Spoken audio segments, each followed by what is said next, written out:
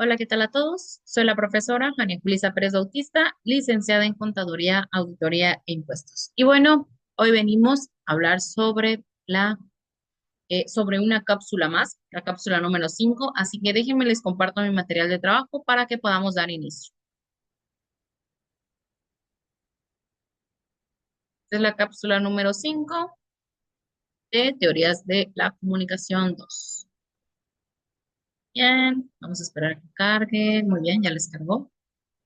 Bien, damos inicio en este tema que es ahora Gramsci, hegemonía y cultura. Bien, la hegemonía cultural de Gramsci se refiere a cómo una clase dominante mantiene el poder no solo con la fuerza, sino también moldeando la cultura y las creencias de la sociedad para que sus valores se consideren el sentido común. Las instituciones como la escuela, los medios de comunicación y la familia difunden esas ideas y lo llevan a las clases subordinadas a aceptar y validar su propia opresión. Gramsci sostenía que para lograr una verdadera liberación, la clase trabajadora necesitaba desarrollar su propia cultura y cultura de clase para desafiar y transformar la ideología dominante. Bien, Gramsci tenía esa cultura como una clase dominante que pues mantenía ese poder, solo con su fuerza, sino también moldeando esa cultura y esas creencias en la sociedad. Y pues como decimos, el sentido común. Bien. Bueno, esa dominación o gobierno mantenido por medios ideológicos o culturales se logra a través de las instituciones sociales. Eso que nos va permitiendo quienes tienen el poder de influirnos fuertemente en los valores, en las normas, en las ideas, en las expectativas y en los comportamientos en el resto de la sociedad. La hegemonía cultural pues funciona al enmarcar esa cosmovisión de esa clase dominante de entre las estructuras sociales y económicas que va encarnando como justa, legítima y diseñada para el beneficio de todos, aunque esas estructuras solo beneficien a una clase dominante. Ese tipo de poder es distinto del poder de gobierno por la fuerza, como una dictadura militar, porque permite que la clase dominante ejerza la autoridad utilizando los medios pacíficos de la ideología y de la cultura, ¿ok?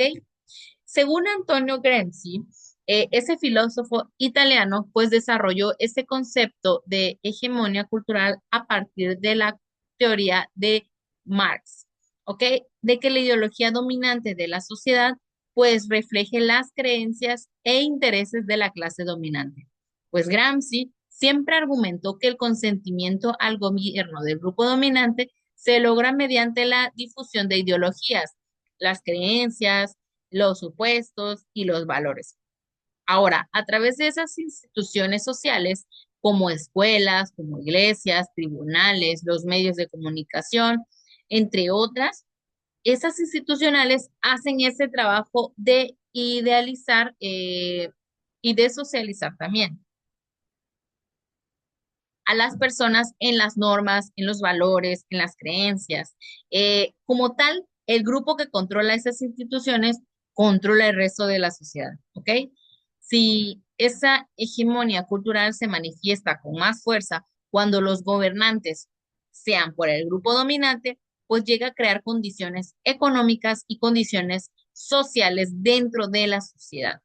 Tanto son naturales y son inevitables. Ahora, en lugar de ser creadas por personas con intereses creados en determinados órdenes sociales, económicos y políticos, pues Gramsci fue el que desarrolló ese concepto de hegemonía cultural, ese esfuerzo por explicar por qué esa revolución dirigida a los trabajadores que Marx predijo para el siglo anterior, que no se había cumplido. ¿Ok? Nos dice que hay características de Gramsci bueno, de ese control a través del consenso. Esa clase dominante establece un consenso social donde sus valores son vistos como naturales e inevitables, sin necesidad de coerción.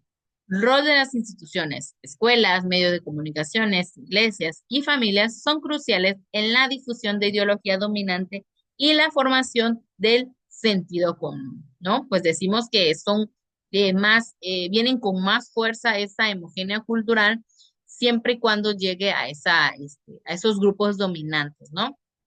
Que son los que llegan y llevan esas condiciones sociales a la sociedad, ¿no? Pues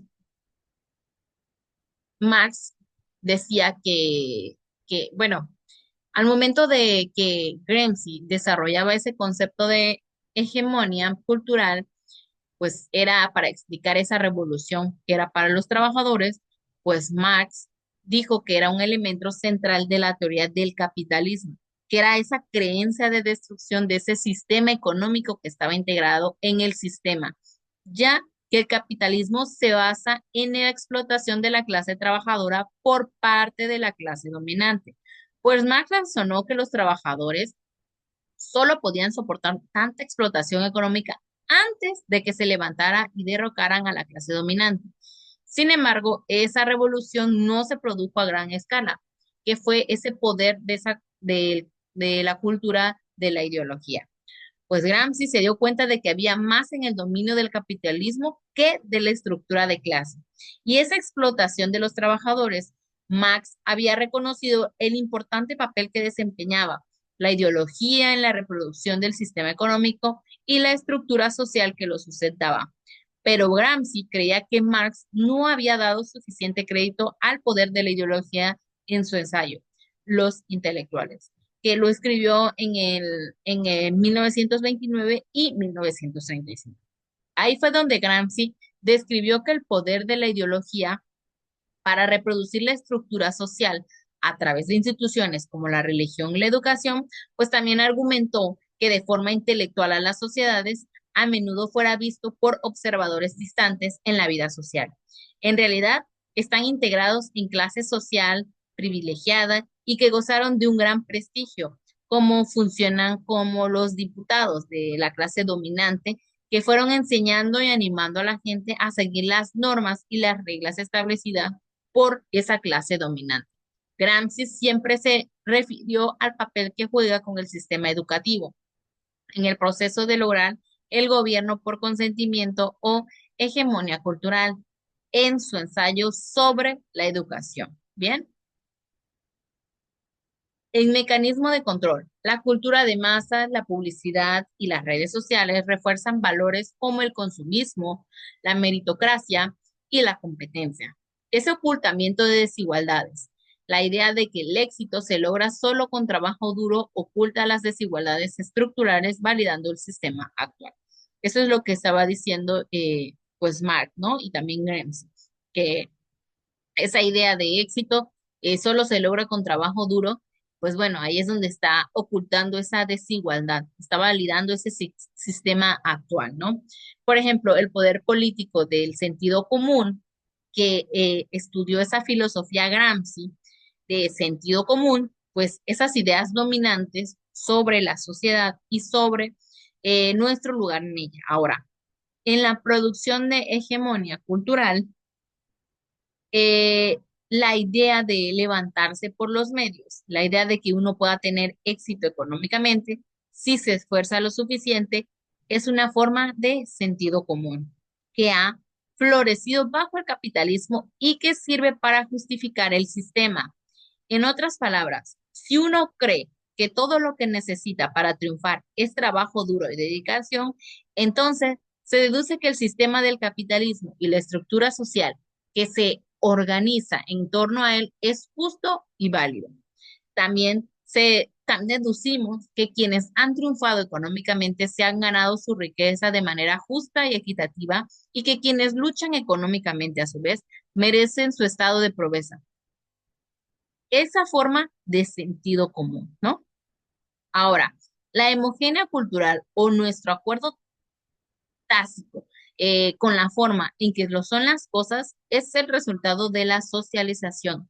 Nuestras experiencias con las instituciones sociales y nuestra exposición a esas narrativas culturales, pues es todo lo que refleja las creencias y los valores de la clase dominante. Eso era lo que decía Gramsci en esta homogénea cultural. Ahora, él también nos decía que la cultura como herramienta. Gramsci veía la cultura como potencia fundamental para pensar y dirigir en la vida. Las necesidades de una contrahegemonía. Para Gramsci, el proletariado debía crear su propia cultura para desafiar la hegemonía burguesa. La reforma intelectual y moral, eso implica una lucha por la concepción del mundo, elevando el nivel cultural de los sectores subalternos a través de una reforma intelectual y moral ligada a un programa de reforma económica. Ahora, Gramsci pues recorrió distintos caminos desde sus apariciones en libros, luego que a mediados de los 70 fueron editados según en orden cronológico, ¿no? Ahora, esas posibles indagaciones sobre sus conceptos relevantes, pues fueron mostrando estos nuevos desafíos, ¿no? Que en la actualidad, pues están realizando trabajos que además están apelando en la filología, ¿no? Pues bueno, se va a encargar de analizar esas continuidades y esas rupturas de pensamiento en el devenir de esas notas, ¿no? Ahora, Gramsci con esta teoría o esa hegemonía cultural, pues fue más de forma breve, ¿no? Que siempre abordó ese concepto mediante ese estudio. Ahora, respecto a la gran inquietud que tuvo Gramsci en giro en torno en aquellos factores que se han permitido a los sectores dominantes construir y conservar su hegemonía, lo que remonta por defecto a la dualidad y supremacia subalternidad al establecer una posibilidad de coerción o de consenso. Ahora, de un nosotros ellos, como esas formas imperantes, pues siempre trató de plantear si es posible esa existencia de una supremacia o de una dominación consensual en ese sector subalterno, donde esa coexistente en ese ejercicio de coerción y la violencia y respectivamente a las formas de resistencia con un consentimiento del poder de una aceptación de las prácticas de sujeción. Ahora, por un conformismo social y una subordinación más o menos voluntaria, que a la larga se hace legítima, es ese telón de fondo, son esos índices de vida y son esas condiciones de materiales de existencia que van haciendo las veces de escenario los mecanismos políticos y socioculturales que dan un sustento simbólico y físico en esa misma denominación. Ahora, esa homogénea para Gramsci siempre se manifestó como un proceso dinámico, nunca estático.